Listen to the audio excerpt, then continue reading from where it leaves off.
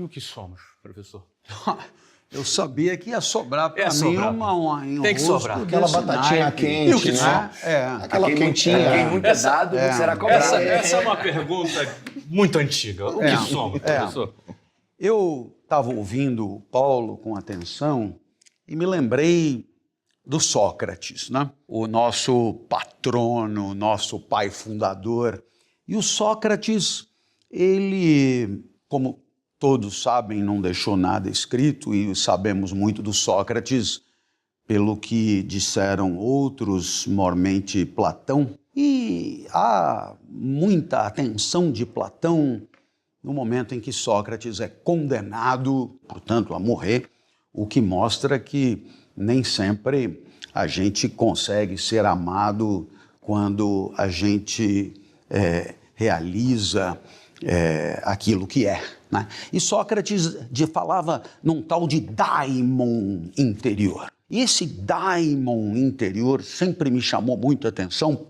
Primeiro, pela esdrúxula semelhança com a palavra demônio, né? E que pouco tem a ver, mas seria uma espécie de essência própria de cada um. E o meu pai, assim como Paulo faz com os filhos dele, ele queria, porque queria que eu descobrisse aquilo que ele dizia, qual era a minha praia. Né? Qual é a minha praia? E ele fez uma lista assim, de coisas onde ele tentava identificar aquilo que a minha natureza poderia manifestar maior aptidão, portanto, facilidade para executar, etc. E na lista dele eu era particularmente ruim em tudo, mas eu era ruim com clareza, né? Não é? Tem gente que se vira, né? Incrível como eu era, assim, inábil. Tinha até equitação. Eu me lembro do professor de equitação dizendo, olha, eu já vi criança com pouco jeito para andar a cavalo, mas como esse menino eu nunca tinha visto, é até melhor levá-lo daqui que pega mal para a escola. Então meu pai, que sempre teve muita preocupação em não me traumatizar, ele me dizia simplesmente que eu era ruim em tudo. Você é ruim em tudo, né? E tal, né? E a lista dele era uma lista, para o nível de escolaridade que ele alcançou, era uma lista muito nobre, com cálculo, com esporte, com arte, e não havia meio. Até o dia que eu pedi a ele que me levasse para a escola mais cedo, e ele, que tinha idade para ser meu avô, ressabiadíssimo, disse, para quê? Falei, tem prova na primeira aula. Então, na hora da prova, eu levo. Eu falei, não, eu preciso chegar bem antes. Por quê? Porque os colegas estão esperando para eu explicar a matéria. Aí ele olhou para minha mãe e falou, para onde esse país vai? Porque os outros estão dependendo de você para aprender. Como que dizendo, se você é horrível e os outros estão dependendo de você, isso é uma calamidade. Aí ele pegou e falou, eu não estou nem acreditando, eu vou com você ver isso. Só um momento. Isso mostra muito amor desse pai, percebe? O interesse.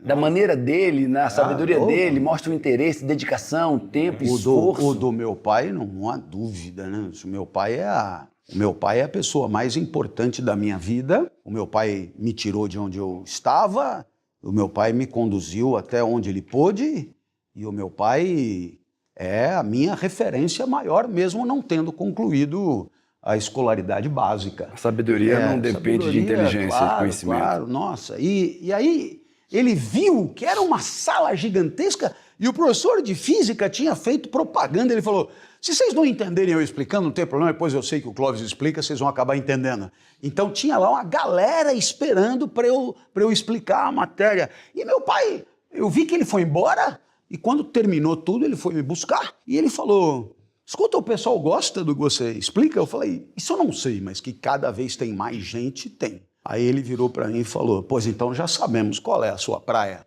E a praia do meu pai era o daimon do Sócrates. Você é um explicador. E ele falou, e olha, agarre-se nisso, porque você não tem plano B. É explicar ou explicar. Como eu nunca ousei desafiar o meu pai, essa conversa tem exatamente 50 anos, essa conversa, né? Eu tinha 10. E de lá para cá eu explico. E o que é incrível é que, assim como o Joel e o Paulo disseram, eu tenho a nítida sensação de que a minha vida foi uma homenagem à minha natureza, né? Assim como os gregos entendiam desde o princípio. Ou seja, o que eu fiz ao longo da vida foi atualizar uma potência que a natureza me deu. Ela não deu para jogar bola, não deu para jogar basquete, não deu para jogar... Não, mas para explicar é o que era possível, era o que estava na mão, era o que era incrível. Então, eu fui atrás de atualizar essa potência. Agora, há um ponto aqui que me parece fundamental para a nossa sociedade. Como muita gente vai nos ouvir por conta do prestígio de vocês, eu queria deixar claro. É imprescindível que uma vez senhor da situação, ou seja, conhece-te a ti mesmo, conhecendo-nos a nós mesmos, é o conhece-te a ti mesmo do oráculo de Delfos, é o mesmo de Harvard, né, do autoconhecimento, é o mesmo. Uma vez senhor desse conhecimento, é preciso atualizar a natureza no seu ponto mais sublime, no seu ponto mais elevado, no seu ponto mais próximo da perfeição, no seu ponto mais exuberante. Então, temos a oportunidade na vida, isso é verdadeiramente um milagre, a oportunidade de atualizar a nossa natureza no seu ponto de acmé, como eles dizem, no seu ponto mais elevado, que é a arete, que é a excelência, que é o máximo que você pode tirar de você como regularidade, como hábito, sabe aquela coisa? Não, eu vou lá, digo qualquer coisa e passo a regra. Muitas vezes eu saí de casa assim, pensando assim, né? Não estou bem, chego lá, digo meia hora alguma coisa e tal coisa. É só dar a sineta e eu me pego fazendo no talo do que eu consigo. Por quê? Porque não dá para ser diferente, tamanha habitualidade da busca dessa excelência. E veja que essa excelência não significa que o que eu faço seja bom, porque o bom apela para um critério muito comparativo, de medir um com o outro. O bom, ele muitas vezes tem uma escala pré-estabelecida e pode até nem ser bom, mas é excelente. Por que é excelente? Porque é no talo do que eu consigo fazer. E aí, a consequência imediata disso é que é alguma coisa relativamente rara, me corrijam se vocês discordarem, que é o hábito de você, como avaliador de si mesmo, né, se regozijar com aquilo que desempenhou, aquilo que executou, aquilo que fez, ou seja, uma espécie de contentamento, de regozijo, de alegria mesmo, por ter conseguido passar essa essência de si mesmo para uma existência exuberante. Dar à própria natureza o seu brilho maior. E isso é uma possibilidade que contrasta com aquela postura, os franceses diziam avachi, de saco de batata. Sabe quando o cara entra segunda-feira para trabalhar, alguma novidade aí e tal, né? Aquela coisa largada, aquela coisa atraída pela gravidade, aquela coisa descolorida. Então, há uma oportunidade que temos de fazer do nosso eu mais íntimo uma existência exuberante a cada segundo. Uau. E isso me parece muito lindo de ser dito e repetido. Agora, qual é a primeira condição? Saber quem você é. Saber quem você é. A real identidade. Né? Se você joga o jogo errado, mas se você vive em desalinhamento com quem você vai estar com freio de mão puxado. Mas sabe qual é o grande problema nisso? Que eu vejo muito, e vejo todo canto, nos meus trabalhos científicos, né? As pessoas não sabem quem elas são. Porque ela percebe que ela é por um filtro. E de quem o filtro é dela. Então, ela ontem eu vi uma artista dizendo, porque eu sou piranha. Muito famosa. Porque eu sou piranha.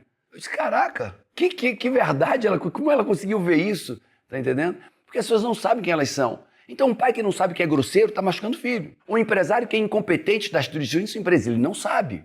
Ele não consegue perceber. E aí eu trago a grande desafio da vida, porque eu não percebo o mundo como ele é, eu não percebo a mim como eu sou, e nem percebo pela razão. Eu não percebo o mundo pela razão, pela cognição. Eu percebo o mundo pelas minhas emoções. Eu tenho raiva, vou perceber o mundo diferente. Eu tenho amor, vou perceber o mundo. Eu tenho alegria, vou perceber. Então, como eu me percebo e como eu percebo o mundo, né? A minha identidade que eu percebo, percebida, não é quem eu sou. Senão não teria tanto pai destruindo seus filhos, não teria tantos homens destruindo seus casamentos, não teria tantos empresários quebrando suas empresas. E eles não percebem que eles são. E é aqui que eu lembro que o Joel falou da educação e que eu lanço aqui um desabafo. Porque se nós estamos aqui concluindo que a vida será auspiciosa, a vida será boa, se antes de mais nada nós limparmos as impurezas, como disse o Paulo, se nós nos libertarmos dos filtros que enviesam o olhar sobre nós mesmos e que nós saibamos quem somos. Nem todo mundo teve a sorte de ter o pai que eu tive, incansável nessa busca. Então, eu pergunto a você, que tipo de educação estamos oferecendo para os nossos jovens nessas escolas da vida, no sentido de prepará-los para uma existência colorida, auspiciosa, pungente? A gente pode, Clóvis, trazer isso para o mundo empresarial. O mundo empresarial, o cara sabe fazer um EBITDA. A gente vê as faculdades, vai lá, eu sei como é que é EBITDA, eu sei um fluxo de caixa, eu sei uma estruturação, eu sei um modelo completo de gestão, mas sou completamente inábil emocionalmente fazer isso acontecer. Inábil emocionalmente. Eu sou agressivo, eu sou inseguro, sou orgulhoso, sou prepotente, sou procrastinador. As emoções entulhando o caminho do cara cheio de ferramenta para fazer a empresa acontecer, fez os melhores cursos, cognitivamente ele é muito bom, tirou 10 em todas as provas, emocionalmente inábil, não consegue se relacionar, é orgulhoso, não vou fazer isso tanto porque não estão me pagando para isso, é inseguro ou é... Cara, as emoções no mundo empresarial, ninguém disse isso. Mas trago para o mundo da escola, quem de nós aqui teve aula sobre alegria? Quem de nós aqui teve aula sobre ansiedade, sobre teve gratidão. aula sobre gratidão, aula sobre... percebe como isso... Outro dia A gente está muito distante. eu juro que eu vou me calar. Falando aí das condições para que uma vida possa valer a pena, eu lembrei da que mais imediatamente me ocorreu, que é o prazer. E a primeira coisa que me veio à cabeça dizer é que a escola sabota a reflexão sobre o prazer. Você não teve prazer 1, prazer 2, prazer 3... Né? Então, eu me lembro de ter aprendido que seno quadrado de θ mais cosseno quadrado de θ é igual a 1, e eu nunca mais vou esquecer disso, mas sobre o prazer não tive. Inclusive, tive aula de educação sexual 1 ano, aprendi sobre trompas de falópio, aprendi sobre... Mas o professor... um padre de 94 anos, ele não usou a palavra prazer em momento algum. Agora, a filosofia gosta de falar do prazer e costuma dividir o prazer em 2 tipos. Os do corpo, tipo saciedade, atrito, etc., e os do espírito. Os prazeres do espírito são os prazeres ligados ao uso do pensamento, ao uso da inteligência, aquilo que você tem de prazer a partir do uso do pensamento, né? Então, é muito interessante, por quê? Porque o pensamento pode alegrar, pode entristecer, pode trazer medo, trazer esperança, etc. Muito bem. Você concordará comigo que é preciso de preparo e formação para que você possa ter prazer com o que é sofisticado, com o que é rico, com o que é bom, com o que é perfeito? E isso me remeteu a uma pergunta que fiz a um professor de literatura. Eu pedi a ele um livro. Ele falou, leia Dom Casmurro. E aí eu disse, por que Dom Casmurro? Ele falou, vai cair na prova e no vestibular, você já mata 2 coelhos com uma cajadada só. Poxa, ele perdeu uma oportunidade de ouro de me dizer, sabe o que é? É que a leitura de Dom Casmurro, ela é edificante. A leitura de Dom Casmurro será um momento de vida inesquecível. A leitura de Dom Casmurro... Então, vamos ler junto a primeira página, né? E aí, ele teria dado para aquela atividade um significado que não utilitário. Sai dessa cadeia de instrumentalidade. Isso para isso, isso para isso, isso para isso, isso para isso. Olha só como é que é. Nunca chega. O professor ensinou ele o que ele tinha que fazer para ele ter. Em vez de, como ele disse, em vez de o professor ensinar... Não é essência. Para ser... Aqui, ó, vai te fazer ser uma pessoa melhor. Porque aí você naturalmente vai fazer. Eu não posso deixar de te estender o convite para que você participe de nossa aula magna de nosso MBA em Marketing, Vendas e Geração de Valor. Para você participar é gratuito, basta você clicar no botão abaixo e você não deve deixar de participar. Você precisa participar dessa aula porque está muito interessante. E tem mais, quem participar vai ganhar um certificado. Não deixe de participar.